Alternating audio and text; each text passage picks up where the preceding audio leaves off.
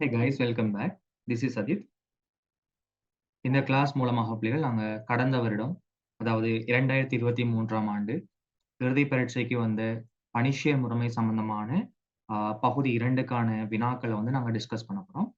ஆ உண்மையை சொல்லணும்னா பிள்ளைகள் இதுவரைக்கும் வந்த பணிஷ்யல் முறைமை சம்பந்தமான வினாவ பொறுத்தவரைக்கும், ஆ அதோட நாங்க கம்பேர் பண்ணி பார்க்குற டைம் 2023ஆம் ஆண்டு எங்களுக்கு பணிஷ்யல் முறைமையில வந்த வினா பிள்ளைகள் மிகவும் இலகுவான ஒரு வினா. இப்படியான பணிஷியல் முறைமையின் வினாக்களை நாங்க செய்வதற்காக முதல்ல பணிஷியல் முறைமை சம்பந்தமான சில எண்ணக்கருக்கள் உங்களுக்கு கிளியரா இருக்கணும் பிள்ளைகள். அதே போல நாங்க இந்த கொஸ்டின்ஸ வாசிச்சு அதுக்கான சொல்ற விஷயங்கள பிள்ளைகள் நாங்க ஒழுங்கா புரிந்து கொள்ளக்கூடிய அண்டர்ஸ்டாண்டிங் எங்களுக்கு இருக்கணும் பிள்ளைகள். அதே போல இப்படியான படங்கள தந்து வினாக்கள கேட்கிற டைம் நிறைய மாணவர்களுக்கு பயம். அதே போல நிறைய மாணவர்கள் இந்த பணிஷியல் முறைமை என்று சொல்லி போட்டு எங்களுக்கு அது விருப்பம் இல்லைன்னு சொல்லி இக்னோர் பண்ற கேஸ் நிறைய இருக்கு. அப்படியெல்லாம் செய்யாம பிள்ளைகள், பணிஷியல் முறைமைங்கிறது கடும் ஈஸியா நாங்க மார்க்ஸ பெற்றுக்கொள்ளக்கூடிய ஒரு பாடம். இலகுவான ஒரு பாடம், சின்ன ஒரு பாடம் பிள்ளைகள். இங்க தியரி இருக்கு, அதே போல எங்களுக்கு கணக்கு இருக்கு. 2மே ஈஸியான பார்ட். இந்த கிளாஸ் நீங்க முடிச்சுட்டு மறக்காம கமெண்ட்ஸ்ல போடுங்க. இருந்த பயமும் இப்போது உங்களுக்கு 23ஆம் ஆண்டுக்குள்ளயே செய்யலுமா அப்படின்னு சொல்லி நீங்க மறக்காம பிள்ளைகள் கமெண்ட்ஸ்ல போட்டுக்கோங்க. ஏன்னா அவ்வளவு சிம்பிளான ஒரு பார்ட். சரி நாங்க ஸ்டார்ட் பண்ணலாம். அதுல முதலாவது கொஸ்டின பாருங்க பிள்ளைகள். 10வதுல ஏ பார்ட். கணினி தொடக்கப்பட்டு நிற்பாட்டப்படும் வரைக்கும் அதன் முறைவழியாக்கி சம்பந்தப்பட்ட மீள்வரும் வட்டம் யாதுன்னு சொல்லி கேட்டிருக்கு. பொதுவா பிள்ளைகள் இந்த வினாவை பத்தி நாங்க சொல்லணுமா இருந்தா, இது எங்களுக்கு அலகு 2ல நீங்க படிச்சிருப்பீங்க. ஒரு கணினி ஆரம்பிச்சு, அந்த கணினி அந்த ஒரு கம்ப்யூட்டர்ல பிள்ளைகள் ஒரு ப்ராசஸ் ஸ்டார்ட் பண்ணி, அந்த ப்ராசஸ் முடியும் வரைக்கும் ஒரு 3 ஸ்டெப்ஸ கொண்ட மாரி ஒரு சைக்கிள் ஒன்று நடக்கும் பிள்ளைகள். அத நாங்க சொல்லுவோம் ஃபெட்ச், டிகோட், எக்ஸிக்யூட் சைக்கிள்ன்னு சொல்லி. கொணர்தல், அதாவது கொணர்தல் என்ற பிள்ளைகள் தருவித்தல்.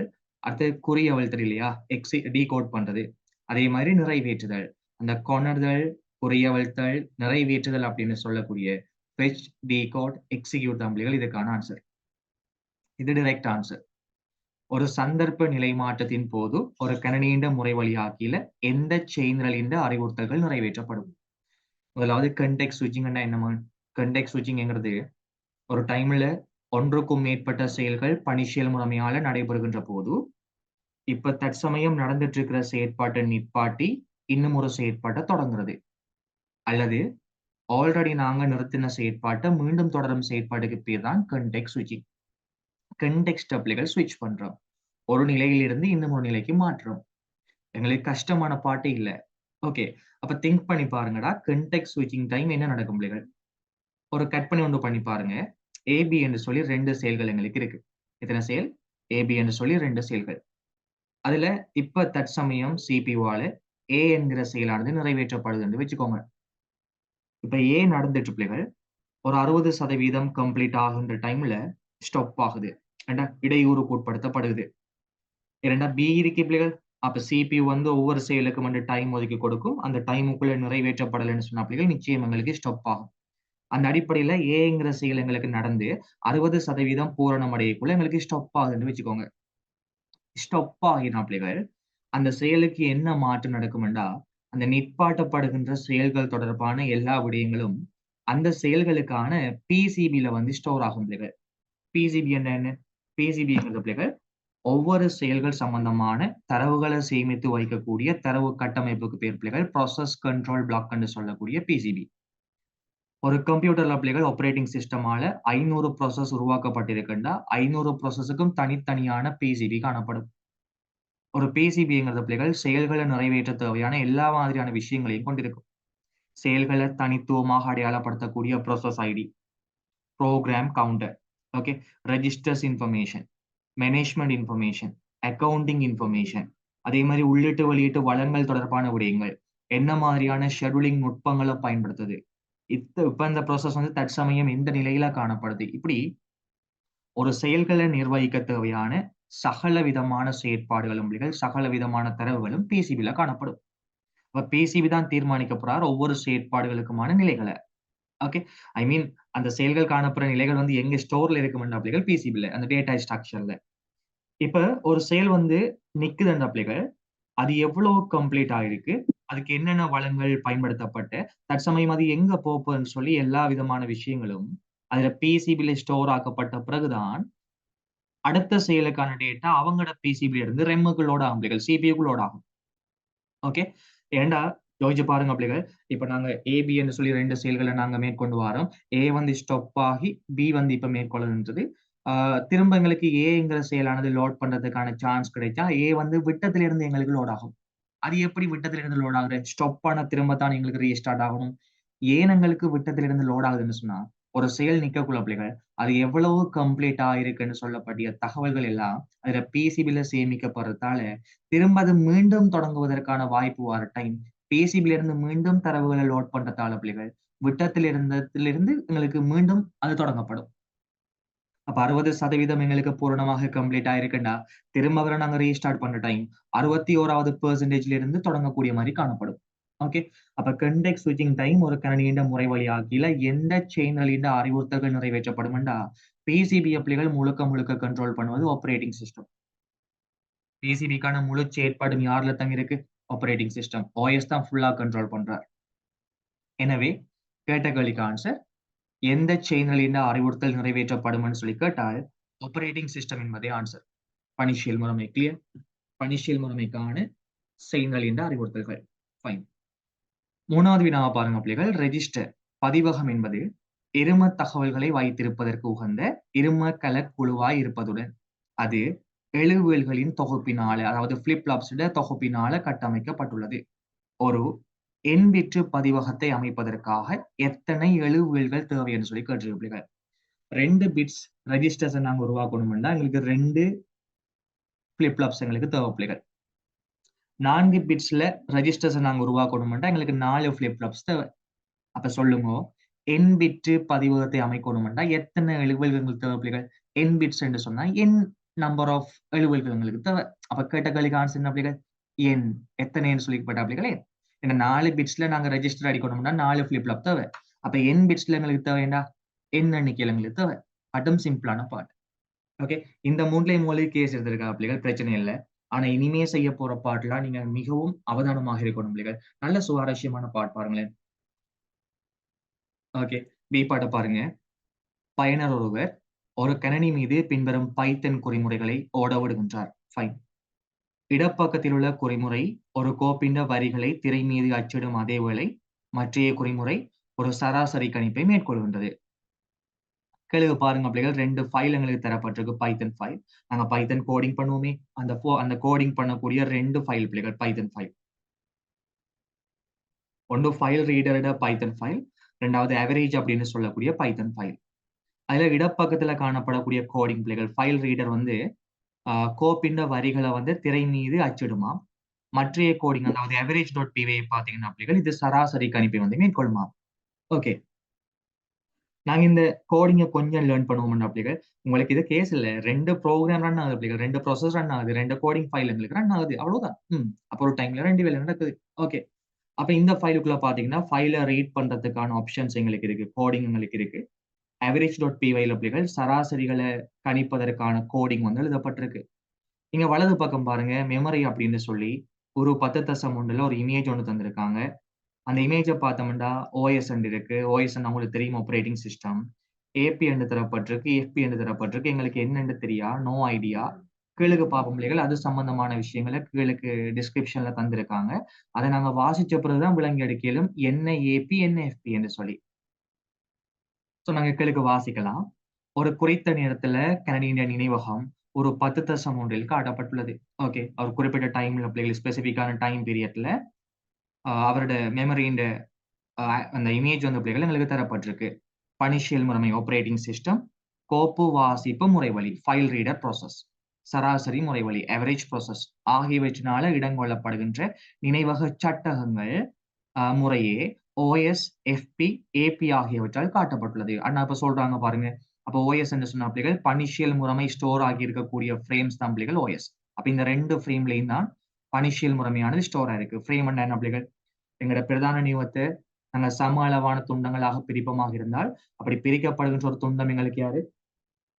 சட்டகம். அப்ப எங்களுக்கு சட்டகங்கள்ன்ற விவரம் தான் பிள்ளைகள் தந்திருக்காங்க. 3 ப்ராசஸ் எங்களுக்கு இருக்கு இல்லையா? ஒன்று ஆப்பரேட்டிங் சிஸ்டம், ரெண்டாவது ஃபைல் ரீடர் ப்ராசஸ், மூணாவது பிள்ளைகள் எங்களுக்கு ஆவரேஜ் ப்ராசஸ். ஓகே, இதுல பணிஷியல் முறைமைக்கான விஷயங்கள் பிள்ளைகள் ஓஎஸ்ங்கிற சட்டகத்திலையும், கோப்பு வாசிப்பு முறை வழிங்கிற ஃபைல் ரீடருக்கான ப்ராசஸ் பிள்ளைகள் எஃப்பி என்று சொல்லக்கூடிய சட்டகத்திலையும். அப்ப இங்க கடைசி ரெண்டுலையும் யாருங்களுக்கு ஃபைல் ரீடர் ப்ராசஸ். சராசரி முறை வழி ஆவரேஜ் ப்ராசஸ் ஆகியவற்றால இடங்கொள்ளப்படுகின்ற நினைவக சட்டகம் எங்களுக்கு ஏபி. அப்படின்னா சராசரிக்காக பிள்ளைகள் இந்த ரெண்டு ஃப்ரேம் எங்களுக்கு யூஸ் ஆகும். ஃபைன். ஓகே, அப்ப ஆவரேஜுக்கான ப்ராசஸ் பிள்ளைகள் ஏபி, இந்த ஃபைல் ரீடருக்கான ப்ராசஸ் எங்களுக்கு எஃப்பி, பணிஷியல் முறைமைக்கான பிள்ளைகள் ஓஎஸ். அப்ப நாங்க நல்லா டீகோட் பண்ணி பார்ப்போம்டா.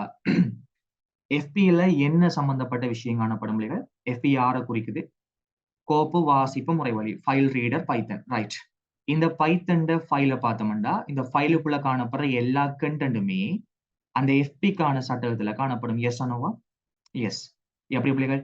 இந்த சட்டகத்துல ஃபைல் ரீடர் தொடர்பான தகவல்கள் தான் காணப்படும்.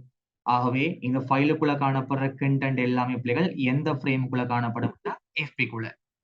அதே போல சராசரிக்கான அவரேஜ் ஃபைலுக்கான எல்லா கண்டென்ட்டும் பிள்ளைகள் ஏபி அப்படின்னு சொல்லக்கூடிய சட்டகத்துக்குள்ள காணப்படும். அதே போல பணிஷியல் முறைமை சம்பந்தப்பட்ட தகவல்கள் ஓஎஸ் அப்படின்னு சொல்லக்கூடிய சட்டகத்துக்குள்ள காணப்படும். இது நம்ம பிள்ளைகளுக்கான இன்ஃபர்மேஷன். இதை பேஸ் பண்ணி தான் நாங்க கொஸ்டின் செய்ய போறோம். ஓகே, கேள்வி பாருங்க. ஓஎஸ், ஏபி, எஃப்பி ஆகியவற்றிலிருந்து பின்வரும் ஒவ்வொன்றுக்கும் தேக்கி வைக்கப்படத்தக்க இடத்தை எழுதுக. கோப்பு வாசிப்பு முறை வழியின்ற மாறி ஏ என்ற உள்ளடக்கம். எவ்வளவு சிம்பிள் கொஸ்டின் பாருங்க. கோப்பு வாசிப்பு முறை வழி என்ற பிள்ளைகள் ஃபைல் ரீடர் பைத்தன். இந்த ஃபைல், அந்த ஃபைல் ரீடர் ப்ராசஸுக்கான மாறி ஏ என்ற உள்ளடக்கம். இந்த வேரியபிள் ஏ இருக்கு பாருங்க. இந்த ஏ என்ற உள்ளடக்கம் எங்க காணப்படும்? ஓஎஸ் ஃப்ரேமுக்குள்ள காணப்படுமா, ஏபி ஃப்ரேமுக்குள்ள காணப்படுமா, எஃப்பி ஃப்ரேமுக்குள்ள காணப்படுமா? கேட்ட கொஸ்டின் இந்த மூணு பேர்ல கீழுக்கு சொல்லப்பட்ட விஷயங்கள் எந்தெந்த ஃப்ரேம்ல காணப்படும் என்று சொல்லணும். நீங்க சொல்லுங்க அப்போ. ஏங்கிற மாறி எங்களுக்கு இருக்கு. ஏன்றது ஃபைல் ரீடருக்கான மாறிய பிள்ளைகள். கேட்டது பாருங்க. கோப்பு வாசிப்பு முறை வழி ஃபைல் ரீடர் ப்ராசஸுக்கான மாறி ஏ என்ற உள்ளடக்கம் ஃபைல் ரீடருக்குள்ள காணப்படும். அது எந்த ஃப்ரேம் பிள்ளைகள்? எஃப்பி. அப்ப கேட்டதுக்கு ஆன்சர் என்ன? எஃப்பி. எவ்வளவு சிம்பிள் பாருங்க. சராசரி முறை வழி அப்படின்னு சொன்ன பிள்ளைகள் அவரேஜ் ப்ராசஸ். இந்த அவரேஜின் செயல் கட்டுப்பாடு தொகுதி பிசிபி. கவனம் பிள்ளைகள், அவரேஜின் டோட்டல் கேட்டாலோ, அவரேஜ்ங்கிற மாறி கேட்டாலோ பிள்ளைகள், அந்த மாதிரியான விஷயங்கள் எங்களுக்கு எங்க காணப்படும்டா அவரேஜுக்கான ஃப்ரேம்ல. ஓகே, அது பிரச்சனை இல்லை. ஆனா கேட்டது இந்த சராசரி முறை வழிக்கான செயல் கட்டுப்பாட்டு தொகுதி பிசிபி. நான் இப்ப கொஞ்சத்துக்கு முதல் சொன்னேன் பிள்ளைகள், பிசிபின்ற எல்லா செயற்பாடும் ஆப்பரேட்டிங் சிஸ்டம்லாம் தங்கி இருக்கு. காரணம், ஆப்பரேட்டிங் சிஸ்டம் தான் பிள்ளைகள் பிசிபி உருவாக்குறது. ஒரு செயல் நிறைவடைந்து போகும் பொழுது அதற்கான பிசிபி இவங்களுக்கு அழிவடையும். காரணம், அந்த பிசிபின்ற முழு செயற்பாட்டையும் கண்ட்ரோல் பண்ணது யாரு? Operating system. சராசரி முறை வழிக்கான இந்த கோடிங் ஏபியில காணப்பட்டாலும் பிசிபி இந்த தகவல்கள் எங்க காணப்படும் பிள்ளைகள்? ஓஎஸ்ல. காரணம், ஓஎஸ் தான் நிர்வகிக்கும் பிசிபியை. கேட்டது சராசரி முறை வழிக்கானது இல்ல பிள்ளைகள், சராசரி முறை வழின்ற பிசிபி. ஆகவே இதுக்கான ஆன்சர் இந்த பிசிபி எங்க காணப்படும்? ஓஎஸ்ங்கிற ஃப்ரேம்ல. ஓகே, முதலாவது கொஸ்டினுக்கு பிள்ளைகள் ஆன்சர் எங்களுக்கு எஃப்பி. ரெண்டாவது கொஸ்டினுக்கு ஆன்சர் ஓஎஸ். நிறைய பிள்ளைகள் ஏபி அடிக்கிறதுக்கான சான்சஸ் இருக்கு. நீங்க விடை அளிக்கும் முதல் பிள்ளைகள் ரெண்டு தரம் யோசிங்க. கேட்டது சராசரி முறை வழி ஃபைலுக்குள்ள காணப்படுற கண்டென்ட்டையா அல்லது அதுல பிசிபியா? பிசிபி என்ற மைண்டுக்கு வரணும், அதை நிர்வகிக்கிறது ஆப்பரேட்டிங் சிஸ்டம். அப்படி என்ன அது ஓஎஸ்க்குள்ளான்னு காணப்படும். ஸோ கேட்டகளுக்கு ஆன்சர் ஓஎஸ். Very simple. மேற்குறித்த இரண்டு பைத்தன் முறை வழிகளிலும் ஒன்று மற்றையதிலும் பார்க்க கூடுதலாக ஓட்டம் தடுத்தல் எனும் நிலை மாறுதல் ஊடாக செல்லும். அப்ப ரெண்டு ப்ராசஸ்ல ஃபைல் ரீடர் அதே மாதிரி அவரேஜ் ரெண்டு பேர்ல ஒரு ஆள் பிள்ளைகள் அடிக்கடி ஓடுற நிக்கிற ரன்னிங் ஆற பிளாக் தார இப்படி மாறி மாறி மாறி மாறி ஒர்க் பண்ணி கொண்டு இருக்கான். ரைட். இந்த முறை வழியாது அதற்கான காரணத்தை தருக. நாங்க ரெண்டையும் கம்பேர் பண்ணி பார்த்தோம்னா பிள்ளைகள், ஃபைல் ரீடர்ங்கிற இந்த ஃபைலுக்குள்ள, ஓகே, இந்த ஃபைலுக்குள்ள நாங்க இன்புட் ஒன்று ரீட் பண்றோம். கீழே பாருங்க, ஃபைல் ஒன்று பிள்ளைகள் ரீட் ஆகுது எங்களுக்கு. ஸோ கீழே எங்களுக்கு லூப் மூலம் பிள்ளைகள் ஃபைலை நாங்க பிரிண்ட் பண்றோம். அப்ப யோசிச்சு பாருங்க, ஒரு ஃபைலை ரீட் பண்ணக்குள்ளாம் பிள்ளைகள் எங்களுக்கு சேல் ஆனது நின்று ஒர்க் பண்ணும். நாங்க ஒன்றை ரீட் பண்ணக்குள்ளாம் எங்களுக்கு ஸ்டாப் ஆகி ஒர்க் ஆகுது. எப்ப நாங்க ரீட் பண்ணக்குள்ள. ஆனா அவரேஜ்ங்கிறத பிள்ளைகள் கால்குலேட் பண்ணுதே. கால்குலேட் பண்றது ஸ்டாப் ஆகாத பிள்ளைகள். எங்களுக்கு கன்டினியூவஸா அந்த கால்குலேஷன் நடக்கும் இல்லையா? இந்த ஃபோர் லூப் எங்களுக்கு எக்ஸிக்யூட் ஆகும் பாருங்க. அதுக்குள்ள எங்களுக்கு லூப் நடந்துட்டு இருக்க பிள்ளைகள். இறுதியாக எனக்கு ஆவரேஜ் ஆனது கணிக்கப்படும். அது பிரச்சனை இல்ல. எங்களுக்கு எங்க செயலானது நின்று வொர்க் பண்ணுமெண்டா, நாங்க ஒண்ணு ரீட் பண்ணக்குள்ள. காரணம், இங்க ஃபைல் ரீடர் எங்களுக்கு இருக்கார் பிள்ளைகள். ஃபைல் ரீடர் இருக்கிறதால எங்களுக்கு செயல்களானது நின்று வொர்க் பண்ணும். அப்ப 2லயும் எது கூடுதலாக ஓட்டம் தடுத்தலுக்கு போகும்டா, அவரேஜ கம்பேர் பண்ணக்குள்ள யார் பிள்ளைகள் போகும் கூடுதலா? File reader dot py. அப்ப கேட்டகரிக்கு ஆன்சர் கோப்பு வாசிப்பு முறைவழி. அதற்கான காரணம் என்ன? அங்கு கோப்பு வாசிப்பான் காணப்படுகிறது. ஃபைல் ரீடர் காணப்படுறதால, அந்த ஃபைல ரீட் பண்ணணுமே. அதனால எங்களுக்கு அடிக்கடி நின்று வொர்க் பண்ணுவார். ஓகே. அதுவும் எங்களுக்கு சின்ன கொஸ்டின். தெற்குல பாருங்க பிள்ளைகள். மேலே B இந்த கோப்பு வாசிப்பு முறைவழி நடைமுறையில் உள்ள போது. யாருட? B ட கோப்பு வாசிப்பு முறைவழி பிள்ளைகள். Okay fine. மேலே B யின் கோப்பு வாசிப்பு முறைவழி நடைமுறையில் உள்ள போது, ஒரு சந்தர்ப்ப நிலைமாறல் ஏற்பட்டு, ஒரு வேறுபட்ட முறைவழி ஓடுகின்றதென கொள்க. சோ ஃபைல் ரீடருக்கான ப்ராசஸ் நின்று வேறொரு ப்ராசஸ் வந்து ஓடப்போகுது. அப்படின்னா பிள்ளைகள் ஃபைல் ரீடர் நிக்க போகுதுன்னு சொன்னா, ஃபைல் ரீடர் சம்பந்தமான இதுவரைக்கும் எவ்வளவு நடந்திருக்குன்னு சொன்ன விஷயங்கள், அதற்கான பிசிபில சேமிக்கப்பட்டதுக்கு பிறகுதான் மற்ற ப்ராசஸுக்கான டேட்டா அவங்களோட பிசிபில இருந்து லோட் பண்ணப்பட்டு நிறைவேற்றப்படும். ஓகே. இப்ப பாருங்க, மேலே B யின் கோப்பு முறைவழி, கோப்பு வாசிப்பு முறைவழி நடைமுறையில் உள்ள போது, ஒரு சந்தர்ப்ப நிலை மாறல் ஏற்பட்டு, ஒரு வேறுபட்ட முறைவழி ஓடுகின்றதென கொள்க. கோப்பு வாசிப்பு முறைவழிக்கு மறுபடியும் ஓடுவதற்கான வாய்ப்பு ஏற்படும் போது, கோப்பு நின்ற இடத்திலிருந்து வாசிக்கப்படுகின்றது. இப்பதான் சொல்லி முடிச்சேனா இல்லையா? ஒரு செயல் நின்ற பிள்ளைகள் எவ்வளவு கம்ப்ளீட் ஆயிருக்கோ, அது சம்பந்தப்பட்ட டேட்டாவை நாங்க பிசிபில ஸ்டோர் பண்றோமே. திரும்ப அதை மீள செயற்படுத்தக்குள்ள அது நின்ற இடத்துல இருந்து எங்களுக்கு ஒர்க் பண்ணும். இதுக்கு காரணம் யாரு? பிசிபி. எந்த தரவு கட்டமைப்பு இந்த அம்சத்திற்கு வசதி செய்கின்றது? ஆன்சர். டேட்டா ஸ்ட்ரக்சருக்கு பேர் என்ன பிள்ளைகள்? பிசிபி. செயல் கட்டுப்பாட்டு தொகுதி. ரைட். இதோட எங்களுக்கு இந்த பிக்சருக்கான பார்ட் முடிஞ்ச பிள்ளைகள். இது கஷ்டமா? எவ்வளவு ஈஸி பாருங்க. ஒண்ணுமே இல்ல. சும்மா அந்த ஃப்ரேம தான் மென்ஷன் பண்ணியிருக்காங்க. நம்மடாக்கள் பார்த்து பயப்படுற. ரைட். இப்ப சி பார்ட்ட பாருங்க. சி பார்ட் எங்களுக்கு பிள்ளைகள் வெர்ச்சுவல் மெமரியோட சம்பந்தப்பட்ட கால்குலேஷன் கூடிய ஒரு பார்ட் ஒண்ணு பிள்ளைகள். வெர்ச்சுவல் மெமரி கால்குலேஷன்னாலே மிகவும் இலகுவான கால்குலேஷன். இதுலயும் எங்களுக்கு எதுவும் இல்ல பிள்ளைகள். கடும் சிம்பிளான கால்குலேஷன். அப்ப கால்குலேஷன் பத்தி எங்களுக்கு தெரியணும்னா பிள்ளைகள், முதலாவது நாங்க அந்த கால்குலேஷனை வந்து கொஞ்சம் அழகா டீப்பா பிள்ளைகள் லேர்ன் பண்ணணும். அந்த அங்க தரப்பட்ட தரவுகளை நாங்க ஃபர்ஸ்ட்டுக்கு குறிக்கணும். ஓகே. ரைட்.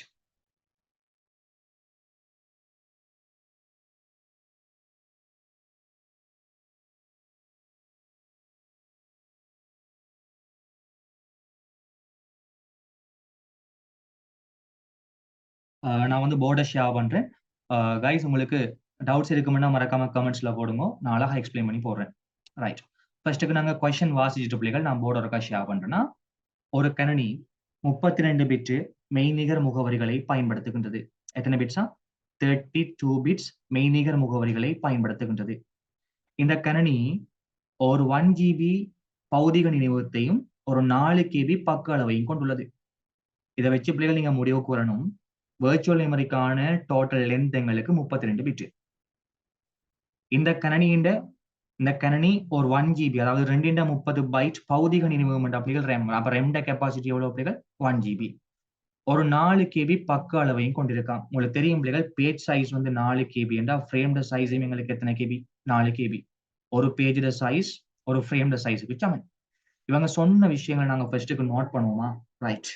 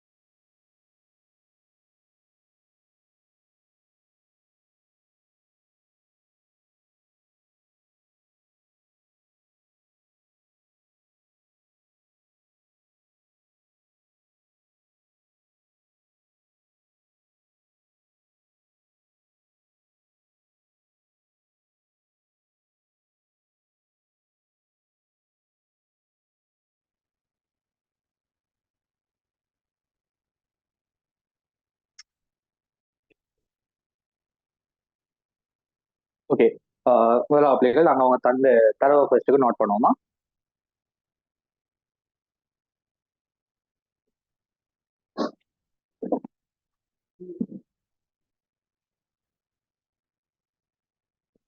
அதுல பாருங்க, தரப்பட்டிருக்கு ஒரு கரணி 32 பிட்டு மெய்நிகர் முகவரிகளை பயன்படுத்துகின்றது. அதே போல இந்த கரணி ஒரு 1 GB பகுதியில் நினைவகத்தையும் கொண்டுள்ளது. ஒரு 4 KB பக்க அளவையும் கொண்டிருக்கா. சரி, அப்ப சொல்லுங்க பிள்ளைங்க, எங்களுக்கு தரப்பட்ட தகவல் அடிப்படையில நாங்க ஃபர்ஸ்ட்டுக்கு நோட் பண்ணி எடுப்போம்.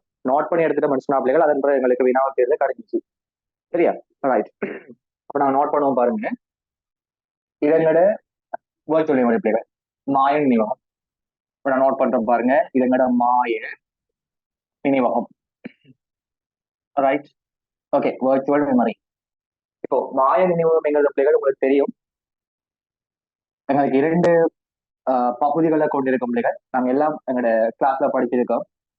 தெரியலன்னு சொன்னா இந்த ப்ரீவியஸ் ஓஎஸ்க்கான யூடியூப் வீடியோ எடுக்கப்படுத்து பாருங்க. ஸோ மாய நினைவகம் பிள்ளைகள் எங்களுக்கு 2 பகுதிகளை கொண்டிருக்கும். அதுல முன்னுக்கு வார துண்டு நாங்க சொல்லுவோம் பிள்ளைகள், மாயத்தோட கனெக்ட் ஆகுது பக்கம் இல்லையா, அதனால பேஜ் நம்பர் அப்படின்னு சொல்லுவோம். யாரு? Page number. அண்ட் தென் அதனை தொடர்ந்து வார எங்களுக்கு அடுத்த பார்ட் பிள்ளைகள் பேஜ்ல சைஸ் என்று சொல்லுவோம். யாரு? பேஜ்ல சைஸ். முன்தொண்டு பேஜ் நம்பர் பிள்ளைகள், பின்னொண்டு யார் எங்களுக்கு பேஜ்ல சைஸ் அல்லது ஆஃப்செட் அல்லது டிஸ்பிளேஸ்மெண்ட் என்று சொல்லலாம். இதுல தந்திருக்காங்க பிள்ளைகள் எங்களுக்கு குறிப்பு என்னன்னு சொன்னா, இந்த மாய நினைவகம் வந்து மொத்தம் 32 பிட்ஸ்களை 32 பிட்ஸ்கள் நீளத்தை கொண்டிருக்க பிள்ளைகள். இப்ப லென்த்துக்கு எவ்வளவு? 32 பிட்ஸ். ஒரு பக்க அளவு பிள்ளைகள் எங்களுக்கு 4 கேபியாம். ஒரு பேஜ்ல சைஸ் எங்களுக்கு 4 கேபியாம். அதே டைம் இன்னும் ஒரு தரவு ஒன்று எங்களுக்கு தந்திருக்காங்க பிள்ளைகள், அது எங்களோட ரெம் தொடர்பான தகவல். அந்த ரெம்முக்கு சொல்றாங்க பிள்ளைகள், எங்களோட கணினியின் பிரதான நினைவகம் அதாவது ரெம் வந்து 1 GB என்று சொல்லக்கூடிய கெப்பாசிட்டியை கொண்டிருக்காங்க பிள்ளைகள். டோட்டல் கெப்பாசிட்டி எவ்வளவு உங்களுக்கு? 1 GB. 1 GB நமக்கு தெரியும் பிள்ளைகள், 2 பைட் அவங்களே தந்திருக்காங்க. அப்ப 2 பைட்ன்னு சொன்ன பிள்ளைகள், 2 பைட் அப்படின்னு சொல்லக்கூடியது எங்களுக்கு எத்தனை பிட்ஸ் பிள்ளைகள்? 30 பிட்ஸ். அப்ப நாங்க சொல்லலாம் டோட்டல் இந்த காப்புகளுக்கு 30 பிட்ஸ்கள் பயன்படுத்தப்படுகிறது. எத்தனை பிட்ஸ்? 30 பிட்ஸ்கள் எங்களுக்கு பயன்படுத்தப்படுகிறது. இதுல நாங்க பிள்ளைகள் ரெம்ம பத்தி பேசணுமாக இருந்தா, ரெம்ல அதாவது எங்களுடைய பிரதான நிறுவனமான ரெம்ல பிள்ளைகள் முன்துண்டி 6 பின்துண்டி 6. எங்களுக்கு பிள்ளைகள் முன்துட்ட பாத்தீங்கன்னா பேஜ் நம்பர்ங்கிற மாதிரி எங்களுக்கு ரெம்ம பொறுத்த மட்டும் பிள்ளைகள் ரெண்டின் முன்துண்டி 6ஆம் அமையும் எங்களுக்கு ஃப்ரேம்ட நம்பர். அங்க பேஜ் நம்பர் நம்ம இது யார் ஃப்ரேம்ட நம்பர். பின்தொண்டு அங்க பேஜ் சைஸ் அந்த மாதிரி பிள்ளைகள், இங்க யார் எங்களுக்கு ஃப்ரேம்ட சைஸ். கிளியர்? இது எங்களுக்கு பேஜ் நம்பர், அதே மாதிரி இது எங்களுக்கு ஃப்ரேம் நம்பர். இது எங்களுக்கு பேஜ் சைஸ், அதே மாதிரி இது யார் பிள்ளைகள்? ஃப்ரேம்ட சைஸ். சிம்பிள். இதுல பிள்ளைகள் ஒரு பேஜ்ல சைஸ் எங்களுக்கு 4 KB இருந்தா ஒரு ஃப்ரேம்ட சைஸ் உங்களுக்கு எத்தனை? 4 KB. இப்ப நாங்க சிம்பிளா எங்கள்கிட்ட 32 பிட்ஸ் இருக்கு. ஓகே, ஒரு பேஜுக்கான சைஸ் தெரியும் பிள்ளைகள் 4 KB. இவரோட பிட்ஸை நாங்க கண்டுபிடிச்சா பிள்ளைகள் பேஜ் நம்பருக்கு எத்தனை பிட்ஸ் கண்டுபிடிக்கலாம். ரைட்? அப்ப இலகுவான பார்ட் ஒன்று பாருங்க. இதே நாங்க வர்ச்சுவல் மெமரி கால்குலேஷன்ல பார்த்துருக்க பிள்ளைகள், கடும் சிம்பிள் பார்ட். இப்ப எங்கள்கிட்ட 4 KB இருக்குன்னு வச்சுக்கோங்க பிள்ளைகள். 4 KB என்று சொன்னா இந்த 4 2 எத்தனையாம் அடுக்கு? 2 2ஆம் அடுக்கு. சில KB என்பது பிள்ளைகள் நாங்க பைட்ஸ் அடிப்படையில் சொல்ல போக்கல 2 10 பைட் என்று சொல்லலாம். மொத்தமாக எங்களுக்கு 2 12 பைட்ஸ் என்று வரும் பிள்ளைகள். அப்ப 2 12 பைட்ஸ் என்றால் இவர் எத்தனை பிட்ஸ் ஆக கொள்ளப்படும்? எங்களுக்கு 12 பிட்ஸ் ஆக கொள்ளப்படும். கிளியர்? சோ எங்களுக்கு ஒட்டுமொத்தமா பிள்ளைகள் 32 பிட்ஸ் இருக்கு. அந்த 32 பிட்ல எங்களுக்கு இவருக்கு எத்தனை பிட்ஸ் போகுது பிள்ளைகள்? 12 பிட்ஸ் போகுது. மொத்தம் 32, இவருக்கு 12 சொன்ன பிள்ளைகள் பேஜ் நம்பரை காட்ட எத்தனை பிட்ஸ் இருக்கும்? 20 பிட்ஸ் இருக்கும். கிளியர்? பேஜ் நம்பரை காட்ட 20 பிட்ஸ் இருக்கும். ஃபைன். அதே போல இவரை பத்தி பார்ப்போம் பிள்ளைகள், எங்களுக்கு 30 பிட்ஸ் இருக்கு டோட்டல் லென்த். இவருக்கு 12 பிட்னா இவருக்கு எங்களுக்கு எத்தனை பிட்ஸ் பிள்ளைகள்? அதே 12 பிட்ஸ். ஓகே, சேம் அதே 12 பிட்ஸா? ஓகே. இப்ப 30ல பிள்ளைகள் 12 கழிச்சா ஒரு ஃப்ரேம்ல நம்பரை காட்டுறதுக்கு எங்களுக்கு எத்தனை பிட்ஸ் இருக்கும்? 18 பிட்ஸ் இருக்கும். எப்படி பிள்ளைகள் 18 பிட்ஸ்? மொத்தம் எங்களுக்கு 30 பிட்ஸ். 30ல் 12 போனா மிச்சம் எத்தனை எங்களுக்கு? 18 பிட்ஸ்.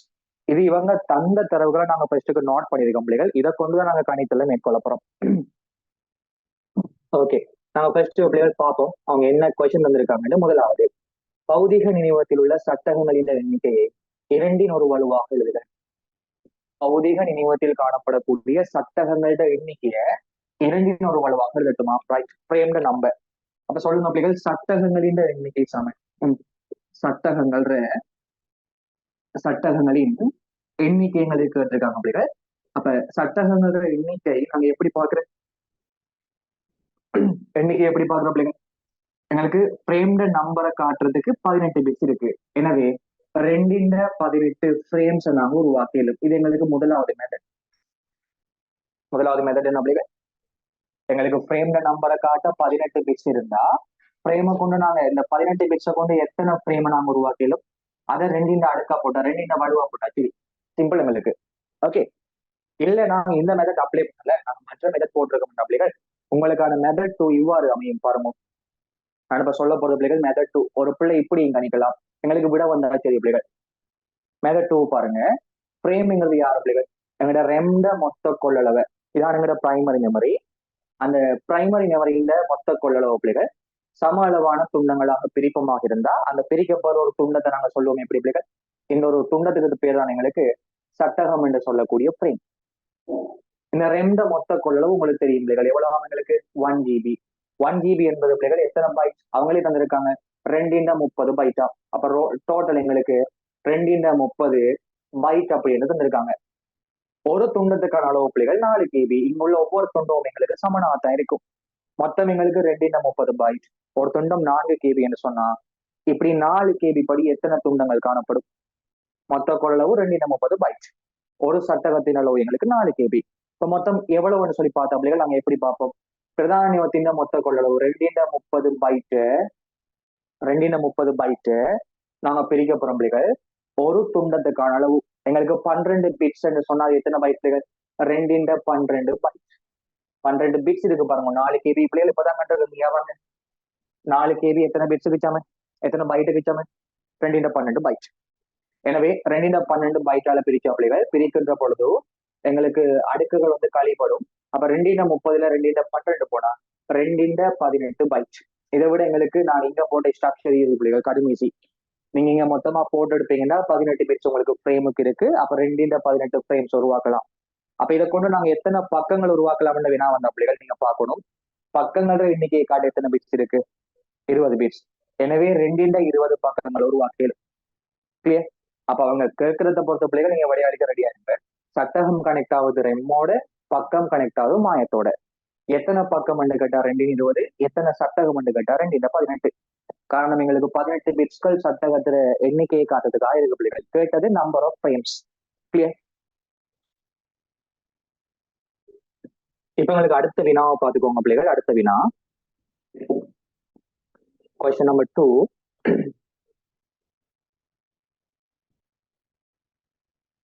நினைவக சட்ட தகவலுக்கு மேலதிகமாக, நல்லா விளங்கிடுங்க, நினைவக சட்ட தகவல்களுக்கு மேலதிகமாக இந்த கணினியில் உள்ள ஒவ்வொரு பக்க அட்டவணை பிரவேசமும் மொத்தமாக 4 பிட்ஸ்களை கொண்ட மேலதிகமான தகவல்களை கொண்டிருப்பதாக கருதுக.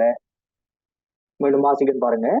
நினைவக சட்ட தகவல்களுக்கு மேலதிகமாக இந்த கணினியில் ஒவ்வொரு பக்க அட்டவணை பிரவேசமும் மொத்தமாக 4 பிட்களை கொண்ட மேலதிக தகவல்களை கொண்டிருப்பதாக கருதுக.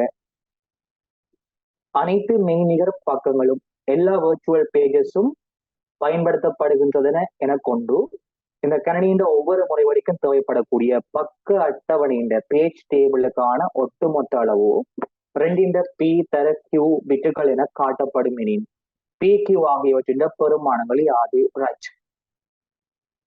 முதலாவது பிள்ளைகள் பேஜ் டேபிள் என்ன சொன்னா என்ன சொல்லுங்க. ஒரு பேஜ் டேபிள் பிள்ளைகள் 2 விதமான விஷயங்கள் எங்களுக்கு காணப்படும் இல்லையா? ஒன்று பிள்ளைகள் எங்களுக்கு முன் தொண்டு வந்து பேஜ் நம்பர், பின் தொண்டு யாரு பிள்ளைகள்? Frame number. ஓகே, இப்போ நல்லா கவனிங்க. பேஜ் டேபிள் கெப்பாசிட்டி நாங்க கணிக்கணும்டா பிள்ளைகள். ஒரு பேஜ் டேபிளுக்கான கொள்ளளவு நாங்க கணிக்கணும்டா நீங்க தந்த இன்ஃபர்மேஷன் இருக்கா பாருங்க பிள்ளைகள். நாங்க இங்க நோட் பண்ணி எடுப்போம். எங்களோட பேஜ் நம்பருக்கு பிள்ளைகள் எத்தனை பிட்ஸ் யூஸ் ஆகுது? பேஜோட நம்பருக்காக பிள்ளைகள் 20 பிட்ஸ் வந்து யூஸ் ஆகுது. ஃப்ரேம்ட நம்பருக்காக எத்தனை பிட்ஸ் யூஸ் ஆகுது பிள்ளைகள்? ஃப்ரேம்ட நம்பருக்காக 18 பிட்ஸ்கள் எங்களுக்கு யூஸ் ஆகுது. ஓகே, இதுல கேட்ட கேள்வி என்னடா, இந்த நினைவக சட்ட தகவல்களுக்கு மெமரி ஃப்ரேம்ட தகவலுக்கு மேலதிகமாக இந்த கணினியில் உள்ள ஒவ்வொரு அட்டவணை பிரவேசமும் மொத்தமாக 4 பிட்டுகளை கொண்ட மேலதிகமான தகவல்களை கொண்டிருக்கின்றது. அப்ப பேஜ் டேபிள் அப்படிங்கிறது பேஜ் டேபிள்ல இது எங்களுக்கு பேஜோட நம்பர், இது எங்களுக்கு ஃப்ரேம்ட நம்பர். கிளியர்? இதுக்கு மேலதிகமாக ஒவ்வொரு ஃப்ரேமும் 4 பிட்ஸ் மேலதிகமான தகவலை கொண்டிருக்கான். எத்தனை பிட்ஸ்? 4 பிட்ஸ் மேலதிகமான தகவல்களை கொண்டிருக்கான் பிள்ளைகள். பேஜ் நம்பருக்கு எங்களுக்கு 20 பிட்ஸ், இவருக்கு 18 பிட் பிளஸ் இவருக்கு 4 பிட் இருக்கு.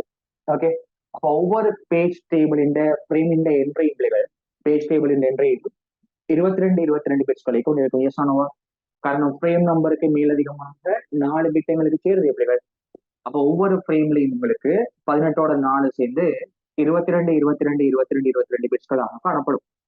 ஓகே, இப்போ உதாரணமா கவனிச்சுக்கோங்க பிள்ளைகள், எங்கள்கிட்ட 2 இல்லாட்டி ஒரு பேஜ் எங்கள்கிட்ட இருக்கிறதுங்க. ஒரு பேஜ் இருந்தா இந்த ஒரு பேஜ் இந்த பேஜ் டேபிளுக்கான பிட்ஸ் கட் அப்படிங்கிறது நாங்க சொல்லலாம். ஒரு பேஜ் எங்கள்கிட்ட இருக்கு. அப்போ 1 தர எங்களுக்கு 18 நாலு எத்தனை பிள்ளைகள்? 22. அப்போ 1 தர 22 சொல்லக்கூடியது எங்களோட பிட்ஸ் நீங்க ஐஎஸ் ஆனோம். 1 தர 22 பிள்ளைகள் ஒரு பேஜுக்கான டோட்டல் பிட்ஸ் நீங்க ரைட். இப்ப சொல்லுங்க, இது மாதிரி எங்கள்கிட்ட 10 பிட்ஸ்கள் இருக்குன்னு வச்சுக்கோங்க பிள்ளைகள். எத்தனை பிட்ஸ்? 10 பிட்ஸ்கள். இப்போ 10 பிட்ஸ்கள் எங்களுக்கு பேஜுக்காக இருந்தா, அது 10 பேஜ் இருக்குன்னு சிம்பிளா. எத்தனை பேஜ் இருக்கு எங்கள்கிட்ட? 10 பேஜ். ஒரு பேஜுக்கு 22 பிட்கள் போகுது பிள்ளைகள். இப்போ 10 பேஜுக்கு மேல போட்டு மொத்தமா எத்தனை பிட் போகும்? 10 தர 22 எங்களுக்கு போகும். கிளியர்? இதே போல பிள்ளைகள் எங்களுக்கு 16 பேஜ் எங்கள்கிட்ட இருக்குமா இருந்தா, 16 பேஜுக்கு எத்தனை பிட் வேணும் பிள்ளைகள்? எங்களுக்கு 16 தர 22 பிட்ஸ். இந்த ஒவ்வொரு ஃப்ரேமோட எங்களுக்கு 4 பிட் சேரும் பிள்ளைகள். மொத்தம் 16 பேஜுக்கு எங்களுக்கு 16 தர 22. நாங்க இது 2 வலுவா காட்டுவோம் பிள்ளைகள். 2 4 தர 22 சொல்லலாம் கேஸ்லயே.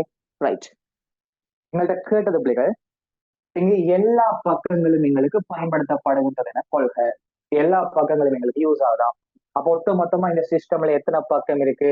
we have 20 bits for the pages. clear? 20 bits இருக்கு பிள்ளைகள். யாருக்காக? பேஜுக்காக. அப்ப எத்தனை பேஜ் எங்களுக்கு உருவாக்கலாம் பிள்ளைகள்? 2 பேஜ் தர ஒவ்வொரு பேஜ் என்ட்ரியும் பிள்ளைகள் எத்தனை பிட்ஸ்களை கொண்டிருக்கும் எங்களுக்கு? 18ஓட 4 கூட்டினா 22. கிளியர்?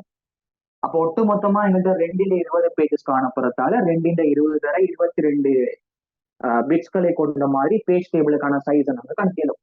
கிளியர்? மேபி இந்த முறை பிள்ளைகள் சம்டைம் கொஸ்டின் கேட்கலாம். எப்படி தெரியுமா?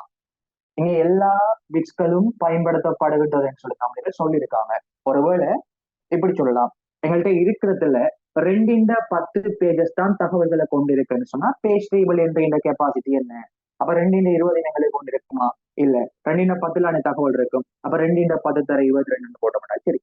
ஓகே, எங்கள்கிட்ட கேட்டது பிள்ளைகள் தற்சமயம் எங்கள்கிட்ட எல்லா பேஜ் டேபிளையும் வந்து டேட்டா இருக்கா? அப்ப எல்லா பேஜ் டேபிளையும் பிள்ளைகள் 22 பிட்ஸை கொண்ட மாதிரி டேட்டா இருக்குமா இல்லையா? இருக்கும். அப்போ ஒட்டு மொத்தமா எங்கள்கிட்ட 20 பேஜஸ் இருக்கிறதால 2 தர 22 உருவாக்கலாம். கேட்ட கேள்வி, இத 2 to the power p into q இதுல தரட்டுமா? இப்ப p என்பது எங்களுக்கு யார் பிள்ளைகள்? p எங்களுக்கு 20, q என்பது யார் பிள்ளைகள்? எங்களுக்கு 22. Very simple thing. சரியா?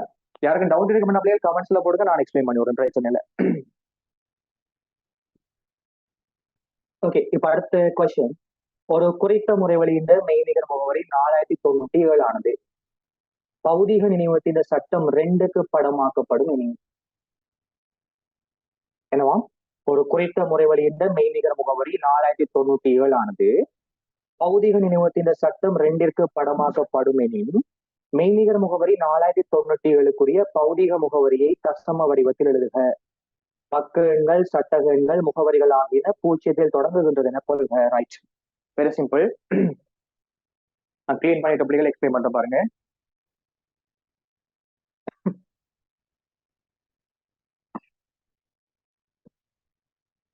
ரைட், இங்க பாருங்க, எங்களோட சிஸ்டம்ல பிள்ளைகள் நாங்க எத்தனை பேஜ் உருவாக்கலாம்? 220 பேஜஸ். ஃபைன், 220 பேஜ் தான். இது எங்களுக்கு பேஜ் நம்பர் 0, இது எங்களுக்கு page number 1, page number 2, likewise அப்படியே போயிட்டு பிள்ளைகள் 220 சைவண்டு. காரணம் இது சைவலையில ஸ்டார்ட் ஆகும். 0வது பேஜ், முதலாவது பேஜ், 2வது பேஜ், 3வது பேஜ் அப்படியே போயிட்டு இது எங்களுக்கு 2 20 சைஸ் உண்டு. ஓகே, அதே மாதிரி அங்கே ஃப்ரேமை பார்த்தீங்கன்னா பிள்ளைகள் ஃப்ரேமை நாங்கள் எழுதலாம் பாருங்க. இது எங்களோட ஃப்ரேம். அந்த ஃப்ரேம் மொத்தம் நாங்கள் எத்தனை உருவாக்கிலும் 18 பிட்ஸ்கள் எங்களுக்கு இருக்கு பிள்ளைகள். அப்ப 2x18 ஃப்ரேமை நாங்கள் உருவாக்கிலும் இல்லையா? ரைட். அப்ப கவனிங்க, இதங்களுக்கு 0, இதங்களுக்கு 1, இதங்களுக்கு 2, இதங்களுக்கு 3, அப்படியே போயிட்டு பிள்ளைகள் 2x18 சைஸ் 1 வரைக்கும் போவாங்க. ரைட்.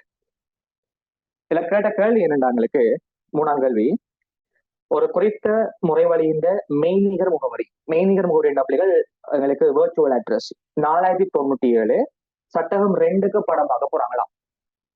இங்க வெர்ச்சுவல் அட்ரஸ் இருக்க பிள்ளைகள் 4097. அந்த 4097 2வது பக்கத்துக்கு பிள்ளைகள் போகலாம். எந்த பக்கத்துக்கு? இந்த பக்கத்துக்கு. ரைட். முதலாவது கண்டுபிடிங்க பிள்ளைகள். ஒன்று எங்களுக்கு எத்தனை கேபி? 4 கேபி. அப்ப 4 கேபி என்பது பிள்ளைகள் உங்களுக்கு தெரியும். 4 கேபி என்பது 4096 பைட். இந்த ஒரு பேஜ் அல்லது ஃப்ரேம் எடுத்தீங்கன்னா பிள்ளைகள் உங்களுக்கு தெரியும், ஒரு பேஜ் அல்லது ஃப்ரேமுக்குள்ள நிறைய தர்க்க முகவரிகளுக்கு காணப்படும் இல்லையா? ஃப்ரேம் அண்ட் பௌதிக முகவரி, பேஜ் அண்ட் பிள்ளைகள் தர்க்க முகவரி. இது ஒவ்வொன்றுக்குமான கெப்பாசிட்டி எங்களுக்கு என்ன பிள்ளைகள்? 1 பைட். இப்போ ஒரு பேஜங்களுக்கு அல்லது ஒரு ஃப்ரேமுங்களுக்கு 4 கேபி என்ன பிள்ளைகள், இதுக்குள்ள 1 பைட் படி எத்தனை முகவரிகள் காணப்படும்? 4096 முகவரிகள் காணப்படும். ஓகே, அப்ப திங்க் பண்ணி பாருங்க.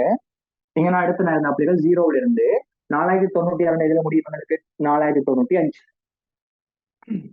எங்களுக்கு தரப்பட்ட பிள்ளைகள் 4097. அப்ப அது எந்த ஃப்ரேமுக்குரியது, எந்த பேஜுக்குரியது பிள்ளைகள்? முதலாவது. அப்ப இந்த ஆள் எங்களுக்கு 4096, இவர் எங்களுக்கு யார் பிள்ளைகள்? 4097. ரைட். இப்ப சொல்லுங்க,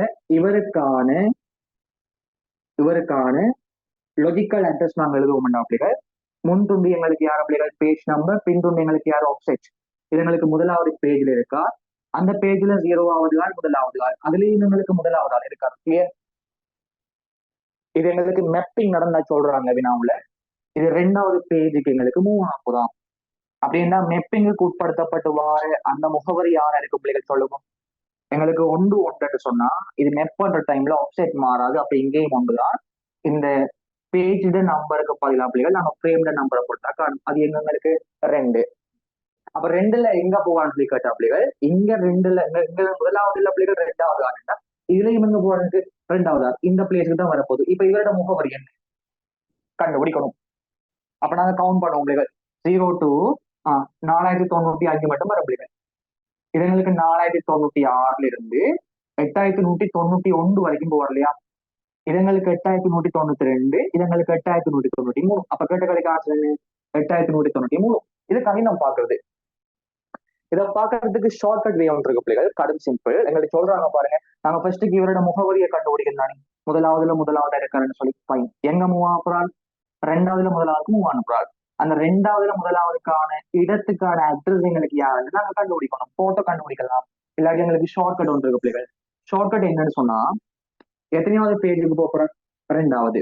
தர ஒவ்வொரு பேஜ்லயும் எத்தனை முகவரிகள்? 4096 பிள்ளைகள்.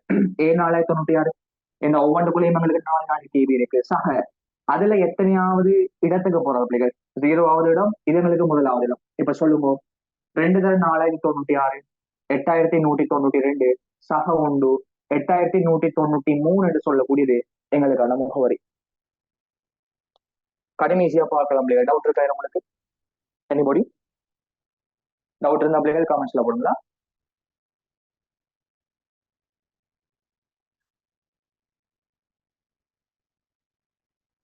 ஓகே, இப்ப உங்களுக்கு பிள்ளைகள் அடுத்த வினாவை பாருங்க. இதோட எங்களுக்கு அந்த மாய நினைவத்துக்கான வினா புரியுது பிள்ளைகள். இதன் பிறகு எங்களுக்கு ஃபைல் அலோகேஷன் தொடர்பான வினா ஒன்று இருக்கு. நான் ஸ்கிரீனை ஷேர் பண்ணிட்டு பாருங்களா? ரைட்.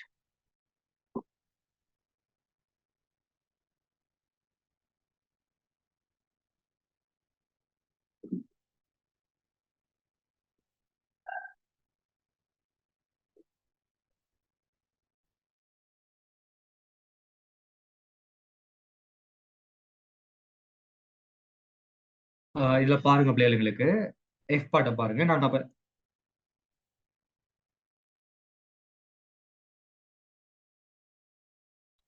இந்த பாட்டெல்லாம் பார்த்து முடிஞ்ச பிள்ளைகள். இப்ப அங்க லாஸ்ட் பார்ட் எஃப் பார்ட். அதன் தேக்கத்தை முகாமிப்பதற்காக கோப்பு ஒதுக்கீட்டு அட்டவணையை ஃபெட்டை பயன்படுத்துகின்ற ஒரு வட்டில் முறையே 218, 220 எனும் தொகுதிகளின் மீது test.py எனும் கோப்பு தேக்கி வைக்கப்பட்டுள்ளது. வட்டு 4 KB தொகுதிகளை பயன்படுத்துகின்றது. இங்க தொகுதி என்பது கிளஸ்டர். முதலாவது வினா, கோப்பின் தொகுதிகளை காண்பிப்பதற்கு பணிஷியல் முறைமைக்கு உதவக்கூடிய test.py கோப்பிற்கான அடைவு பதிவில் உள்ள ஒரு முக்கிய எண்ணை எழுதுக. இரண்டாவது வினா, உட்துணைக்கையாக்குதலுக்கு காரணமான test.py-ற்கான ஒரு உதாரண அளவை தருக. எக்ஸாம்பிள் சைஸ் உண்டு. தொகுதி 219 test.py கோப்புடன் சேர்க்கப்படுகின்றது என கொள்க. மேற்குறித்தவாறு சேர்த்த பின்னர் test.py கோப்புக்குரிய ஃபெட் உள்ளடக்கங்களை ஒரு வரிப்படத்தில் காட்டுக. -1 கோப்பின் இறுதி தொகுதியை காட்டுகின்றது. ஓகே, நாங்க பார்ப்போம் பிள்ளைகள்.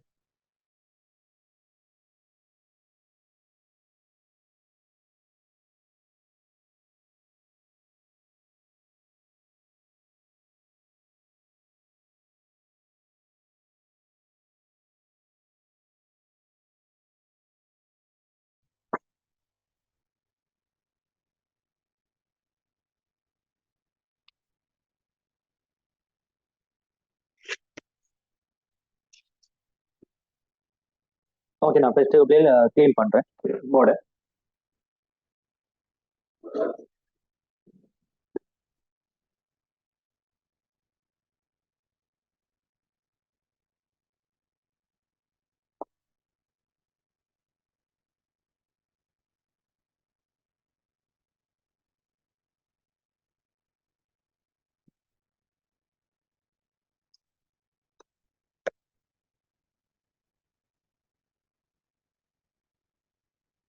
ஓகே, இதுல வினாவை பார்த்துக்கோங்க உங்களுக்கு. அதன் தேக்கத்தை முகாமிப்பதற்காக கோப்பு ஒதுக்கீட்டு அட்டவணை ஃபெட்டை பயன்படுத்துகின்ற ஒரு வட்டில் 218, 220 எனும் தொகுதிகளின் மீது test.py எனும் கோப்பு தேக்கி வைக்கப்பட்டுள்ளது.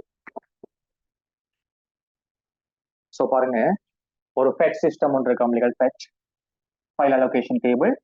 அந்த ஃபெட்ல பிள்ளைகள் மொத்தமா பாத்தீங்கன்னு சொன்னா எங்களுக்கு 218, 219 சொல்லக்கூடிய 2 இண்டெக்ஸ்ல பிள்ளைகள் தகவல்கள் வந்து ஸ்டோர் பண்ணப்பட்டிருக்கா. அவங்க சேமிக்கிற ஃபைல் யாருன்னு பார்த்தா பிள்ளைகள் test.py அப்படின்னு சொல்லக்கூடிய கோப்பம். அப்ப இது எங்களுக்கு 218, இது எங்களுக்கு 219, இது யார் பிள்ளைகள் 220. அவங்க சொல்றாங்க பிள்ளைகள் 218, 220ல முறையே சேமிக்கப்பட்டிருக்கான். அப்ப test.py எங்க ஸ்டோர் ஆகும் அப்படிங்கிறது மெயினா எங்களுக்கு இங்க. ஓகே, முதலாவது இதனை தொடர்ந்து எங்களுக்கு இதுல ஸ்டோர் ஆகும். இந்த ஒவ்வொரு பிளாக்கும் பிள்ளைகள் இங்க இருக்கிறது வந்து பிளாக் நம்பரா, ஒவ்வொரு தொகுதிகளுக்குமான சுட்டிலக்கம். ஓகே, ஐ மீன் ஒவ்வொரு கிளஸ்டருக்குமான சுட்டிலக்கம் பிள்ளைகள். இது எங்களுக்கு 4 KB ஒவ்வொரு பிளாக்கும் தந்திருக்காங்க. அப்ப ஒவ்வொன்றும் எங்களுக்கு சம கொள்ள பிள்ளைகள். அப்ப இதுவும் எங்களுக்கு 4 KB, இதுவும் எங்களுக்கு 4 KB. அப்ப ஆரம்பத்துல ஃபைலோட கெப்பாசிட்டி 218, 220 தான் பயன்படுத்தப்படுது. அப்ப 4 எங்களுக்கு 8 KB. 8 KB பிளாக் எங்களுக்கு யூஸ் பண்ணது பிள்ளைகள். ஆனா எக்ஸாக்டா ஃபைலோட சைஸ் என்னன்னா அவங்க சொல்லல. ஓகே, இதுல நல்லா விளங்கிடுங்க. இந்த சிஸ்டம்ல பிள்ளைகள் ஒவ்வொரு தொகுதிகளும் அடுத்த தொகுதிக்கான இண்டெக்ஸ் நம்பரை கொண்டிருக்கும். இவர்தான் இனிஷியல் ரைட். இவரோடு இணைக்கப்பட்ட அடுத்த தொகுதி யார் பிள்ளைகள் 220. சோ இந்த பிளாக் ஆனது 220 அப்படின்னு சொல்லக்கூடிய இலக்கத்தை கொண்டிருப்பாரு. இது பிள்ளைகள் அந்த தொகுதிக்கான இலக்கம். அந்த தொகுதி எந்த தொகுதியோடு இணைப்பு செய்யப்பட்டிருக்கோ அவருக்கான முகவரி எங்களுக்கு இருக்கும். ஓகே, இப்ப இவர் யார் கூப்பிடுவார் பிள்ளைகள் 220. இவர் தான் நம்மளோட போன்ற அந்த ஃபைலோட கடைசி. அதனால கடைசி பெருமானம் எங்களுக்கு யாரா இருக்க மாட்டா பிள்ளைகள் -1. இப்போதைக்கு தந்த தகவலா நான் குறிச்சிருக்கேன். ஓகே, இப்ப எங்களுக்கு பாருங்க, முதலாவது கொஸ்டின். கோப்பின் தொகுதிகளை காண்பதற்காக பணிஷியல் முறைமைக்கு உதவும் test.py கோப்பிற்கான அடைவு பதிவில் உள்ள ஒரு முக்கிய அடைவு பதிவுன்னு சொன்ன பிள்ளைகள் என்ட்ரியில அந்த ஃபைலோட என்ட்ரி எடுத்தானே, அந்த என்ட்ரியில காணப்படக்கூடிய முக்கியமானது யார் பிள்ளைகள் என்ட்ரி எங்களுக்கு யாருக்கு மெயின் யார ஃபர்ஸ்ட் எங்களுக்கு கால் பண்ணுவார் 218. ஸோ ஆன்லைன்களுக்கு 218 இதான் எங்களுக்கு என்ட்ரி பாயிண்ட். ஸ்டார்ட் பண்ணுது எங்க பிள்ளைகள் இங்க இருந்து அடுத்து எங்களுக்கு யாருக்கு போயிருக்கு 220. Right, simple. இப்ப கேட்டகரிக்கு ஆன்சர் 218. அடுத்தது பாருங்க, ஒட்டுணைக்கியாக்குதலுக்கு இன்டர்னல் ஃபிராக்மெண்டேஷனுக்கு காரணமாக test.py-க்கு உதாரண அளவன்றை தருக. ஃபர்ஸ்ட்டுக்கு இன்டர்னல் ஃபிராக்மெண்டேஷன் என்னென்னு படிப்போம் பிள்ளைகள். நாங்க உள்ளார்ந்த துண்டாக்கத்துக்கு டெபினிஷன் என்ன பிள்ளைகள் நாங்க ஒரு ஃபைல் உண்டு எங்க டிஸ்க்ல நாங்க சேமிக்கிற டைம் அல்லது ஒரு செயல்முறைக்கு தேவையான நினைவக அளவை விட கூடுதலான அளவு நாங்க நினைவகத்தை ஒதுக்கி அந்த குறிப்பிட்ட செயற்பாட்டை செஞ்சு முடிச்சதுக்கு பிறகு மேலதிகமாக ஒதுக்கப்பட்ட அந்த குறிப்பிட்ட ஸ்பேஸ் ஆனது ஃபியூச்சர்ல வேற எந்த செயற்பாட்டுக்கும் பயன்படுத்தப்படாது. இப்படியான காலங்களை நாங்க சொல்லுவோம் பிள்ளைகள் இன்டர்னல் ஃபிராக்மெண்டேஷன் சொல்லி. எப்படி இப்ப நார்மலா எங்களுக்கு தேவையான அளவு விட பிள்ளைகள் நாங்க கூடுதலான அளவு ஸ்பேஸை வந்து ஒதுக்கி ஒரு குறிப்பிட்ட செயற்பாட்டை நடத்தி வைக்கிறோம். அப்படி நடந்த பிறகு நாங்க மேலதிகமாக ஒதுக்குன அந்த துண்டு இருக்கு தானே, அந்த துண்டு ஃபியூச்சர்ல வேற யாருக்கும் யூஸ் ஆகாது. அதை நாங்க சொல்லுவோம் பிள்ளைகள் இன்டர்னல் ஃபிராக்மெண்டேஷன். ஓகே, ஸோ இங்க பாருங்க எக்ஸாம்பிளுக்கு நான் சொல்றேன் பிள்ளைகள், எங்களுக்கு ஒவ்வொரு தொகுதியும் வந்து ஒரு 4 KB எடுத்துக்கோங்க. அப்ப இவரும் எங்களுக்கு 4 KB, இவரும் 4 KB, இப்படி இங்க இருக்கக்கூடிய 5 காலங்களுக்கு எத்தனை KB? 4 KB. அப்ப 20 KB ஸ்பேஸ் இருக்கு. ரைட், நான் ஒரு 17 KB ஃபைல் ஒன்றை ஸ்டோர் பண்ண போறேன். எவ்வளவு பிள்ளைகள்? 17 KB. எத்தனை களங்கள் எனக்கு பயன்படுத்தப்படும் பிள்ளைகள்? 4 களம் யூஸ் ஆகும் கண்டிப்பா. அடுத்த நாள் எடுத்த பிள்ளைகள் 8 யூஸ் ஆகும். அடுத்த நாள் எடுத்தா 12 யூஸ் ஆகும். அடுத்த நாள் எடுத்த பிள்ளைகள் 16 யூஸ் ஆகும். இல்ல அடுத்த பிளாக்கும் எனக்கு யூஸ் ஆகும். ஆனால் அடுத்த பிளாக்ல எனக்கு எல்லாம் யூஸ் ஆகுமான்னு கேட்ட பிள்ளைகள் யூஸ் ஆகாது. கிளியர்? அந்த பிளாக்ல கொஞ்சம் தான் எனக்கு யூஸ் பண்ணப்படுது. எஸ்னோவா ஒரு குறிப்பிட்ட பகுதியான எனக்கு யூஸ் பண்ணப்படுது. இந்த பகுதி யூஸ் பண்ணப்படல. ஃபைலோட சைஸ் பாருங்க 17 KB. 17 KB சேமிப்பதற்காக எத்தனை பிளாக்ஸ் பிள்ளைகள் ஒதுக்கப்பட்டிருக்கு? 5 பிளாக்ஸ். அப்ப 5 எங்களுக்கு 20 KB எங்களுக்கு யூஸ் ஆகுது. கிளியர்? அந்த 20 KBக்குள்ள 17 KB ஃபைல நாங்க சேமிச்சோம்னா அந்த மிச்ச 3 KB நாங்க மேலதிகமாக ஒதுக்கப்பட்ட ஸ்பேஸ். இந்த ஸ்பேஸ ஃபியூச்சர்ல வேற யாரும் யூஸ் பண்ண மாட்டாங்க. இதுக்கு பேர் தான் இன்டர்னல் ஃபிராக்மெண்டேஷன். சாரி, எப்படி 17 KB செயற்பாட்டுக்காக பிள்ளைகள் சிஸ்டம் 20 KB ஒதுக்குது. 20 KB ஒதுக்கி செயற்பாட்டை செய்யுது. அந்த 20 KBக்குள்ள 17 KB ஃபைல நாங்க சேமிக்கமாக இருந்தா மிஞ்சின 3 KBயும் ஃபியூச்சர்ல யாரும் யூஸ் பண்ண மாட்டாங்க. அந்த மேலதிகமாக ஒதுக்கப்பட்ட 3 KB பிள்ளைகள் எங்களுக்கு இன்டர்னல் ஃபிராக்மெண்டேஷன். ஓகே, இதான் எங்களுக்கு இன்டர்னல் ஃபிராக்மெண்டேஷன். எங்களுக்கு கேட்ட கேள்வி பிள்ளைகள் இங்க ஒட்டுணிக்கையாதலுக்கு காரணமாக ஒரு உதாரண அளவை தர சொல்லியிருக்காங்க பிள்ளைகள். ரைட், எங்களுக்கு எத்தனை பிளாக்ஸ் பயன்படுத்தப்பட்டது சொல்லுங்க? 2 பிளாக். ஒன்னு எங்களுக்கு 218 என்று சொல்லக்கூடிய பிளாக், ரெண்டாவது 220 என்று சொல்லக்கூடிய பிளாக். அந்த பிளாக்குக்கான நம்பரை நாங்க நோட் பண்ணுவோம் பிள்ளைகள். 218, இது எங்களுக்கு 219, இது எங்களுக்கு 220. அப்ப 218 இருக்கீங்க, இங்க எனக்கு 219 இருக்கு, இங்க எனக்கு 220வது பிளாக் எங்களுக்கு இருக்கு பிள்ளைகள். இவரும் தான் இப்ப யூஸ் ஆகுறாங்க. 4 KB, அடுத்து 4 KB. எஸ் சொன்னவா? எஸ். அப்ப ரெண்டும் சேர்ந்து எனக்கு 8 KB பிள்ளைகள். 8 KB நிச்சயமாக ஃபுல்லா இருக்குமான்னு சொல்லி கேட்டா இல்ல. இங்க வினாவுள்ள ஃபைலோட சைஸ் வந்து 6 KB என்று நான் சொல்லுவேன். திட்டமாக சொல்லுவோம் பிள்ளைகள், நான் திட்டவட்டமாக எக்ஸாக்டா சொல்லுவேன். நான் 2 KB எனக்கு முன்பதையும் இரண்டாவது ஃபைலோட சைஸ் தந்திருக்கேன். ஆனா இங்க எனக்கு ஃபைலோட சைஸ் தரல. நான் தீர்மானிக்க போறேன். கவனம். அப்ப ஃபிராக்மெண்டேஷனுக்கு நீங்க என்ன சைஸ் எழுதினாலும் சரி பிள்ளைகள், அது எப்படி எழுதணும்னா நிச்சயம் உங்களுக்கு ஒரு பிளாக் யூஸ் ஆயிருக்கு. ஏன் சொன்னவா? அப்ப 4 KB மினிமம் இருக்கு பிள்ளைகள். ஃபைலோட சைஸ் எவ்வளவு இருக்கு? அட்லீஸ்ட் 4.1 ஆச்சு உங்களுக்கு இருக்கு. ஏன் சொன்னவா? அட்லீஸ்ட் 4.1 இருக்கு பிள்ளைகள். 4 KB அதுக்கு இந்த பிளாக் தான் யூஸ் ஆயிருக்கு. அப்ப எதுக்கு அடுத்த பிளாக் எடுத்திருக்கு? திங்க் பண்ணி பாருங்க. அப்ப 2 பிளாக் எடுத்திருக்கேன்னா மேபி குறைஞ்சது எங்களுக்கு எவ்வளவு இருக்கு பிள்ளைகள்? 4.1. சோ நல்லா கவனிச்சுக்கோங்க. 2 பிளாக் யூஸ் பண்ணப்பட்டிருக்கேன் பிள்ளைகள். 2க்குமான மொத்த கொள்ளளவு எங்களுக்கு 8 KB. ஃபிராக்மெண்டேஷன் கேட்டா உங்களோட ஆன்சர் 4 KBக்குள்ள இருந்து 8 KBக்குள்ள நீங்க யார் எழுதினாலும் சரி பிள்ளைகள். காரணம் என்ன? குறைந்தது எங்களுக்கு 4 KB யூஸ் ஆயிருக்கு, மேக்சிமம் 8 KB தான் ஃபைலுக்கான சைஸ்.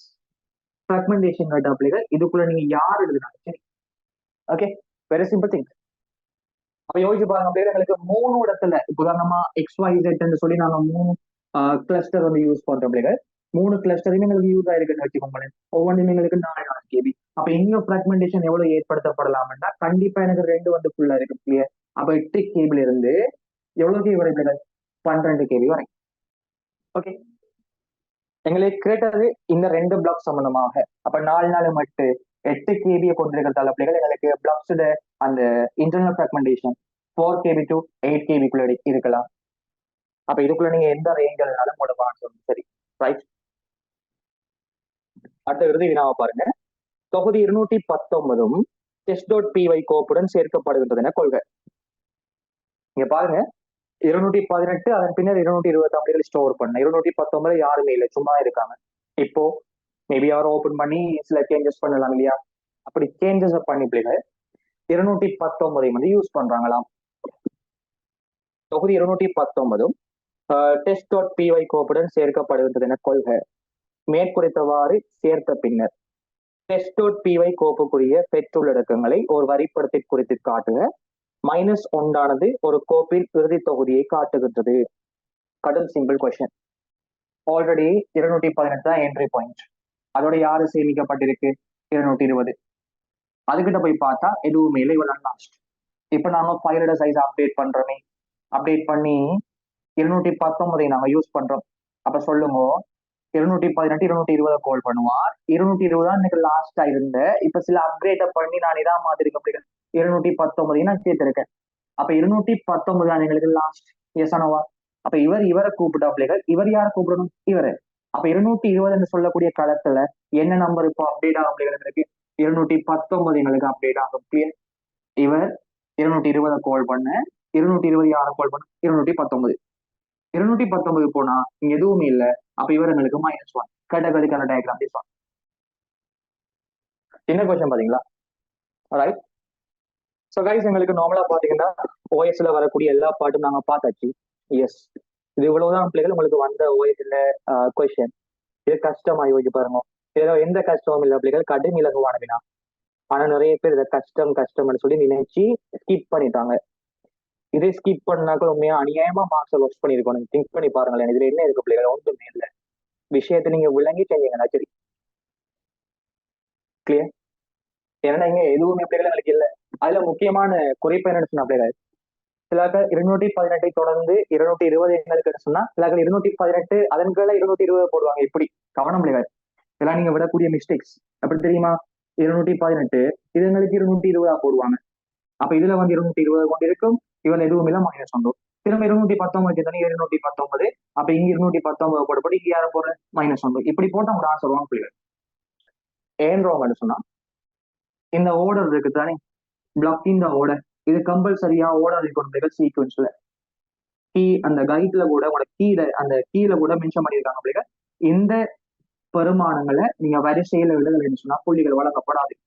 கவனம். அப்ப நீங்க இந்த ஓடுற பிள்ளைகள் ஒழுங்காடிடும். பிளாக் நம்பர் எப்படி எங்களுக்கு மாறுற? அதாவது சஃபல் ஓர்டருக்கு மாறாது பிள்ளைகள்.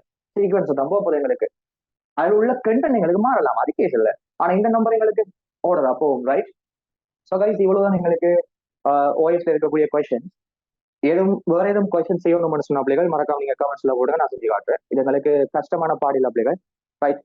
உங்களோட ஃப்ரெண்ட்ஸுக்கு ஒருக்கா ஷேர் பண்ணுங்க. ஷேர் பண்ணி எல்லாருக்கும் ஒருக்கா காட்டுங்க பிள்ளைகள். ஏன்னா இந்த கொஸ்டின் செய்ய தெரியாம நிறைய பேர் வந்து இப்பயும் தடுமாறி கொண்டிருக்காங்க. இதுல எதுவுமே இல்லை, சின்ன ஒரு பாட். உங்களுக்கு ஏதாச்சும் பாட் வந்து நாங்க எக்ஸ்பிளைன் பண்ணணும் பிள்ளைகள் மறக்காம நீங்க கமெண்ட்ஸ்ல போட்டுவிடுங்க. நான் கண்டிப்பா அதை எக்ஸ்பிளைன் பண்ணி விடுறேன். ஓகே?